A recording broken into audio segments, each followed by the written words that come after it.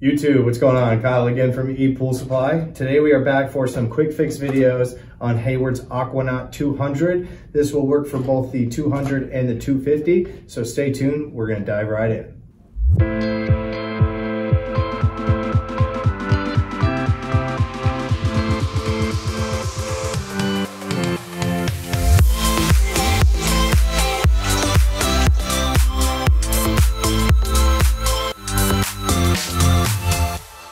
Alright guys, and we're back. So again today we're going to do some quick fixes on Hayward's AquaNaut 200. This is their suction side pool cleaner.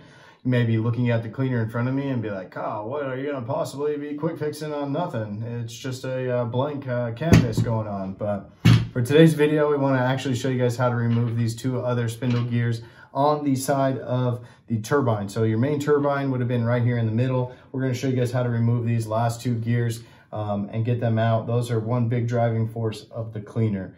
If you guys want to know how I got to where I'm at right now, which you will need to remove your turbine in order to do this quick fix, make sure you guys check out the links in the description. We'll have a playlist for you guys that will show you guys how to tear this thing apart from the outside in. So once you guys have actually watched that video on how to remove the turbine, then you guys can move on to this next step. Only tool I'm looking for is I got a handy dandy little small Allen wrench. It just kind of helps push those axles out of the frame itself. Again, depending on how long you've had the cleaner, the life of the cleaner, the chemical composition of your pool, it may be more difficult to get out. Be gentle. If you guys break the plastic frame, unfortunately, you will have to buy a new piece and reinstall everything. So be gentle when you guys are dealing with this.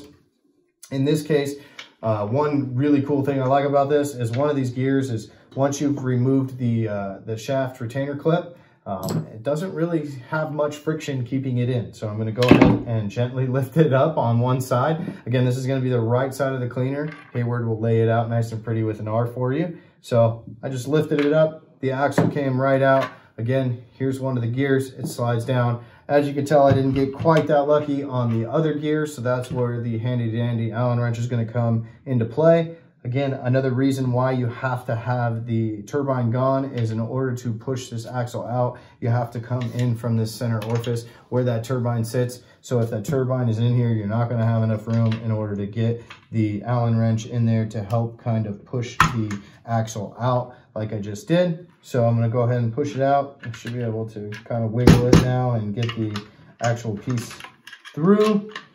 Sometimes you may need to use like a pair of needle nose or something to get it all the way out, as again, it gets stuck as in part of the frame, but I should be able to get lucky here on getting it out. Work with me. So, of course it doesn't want to. I'm gonna do it with love taps.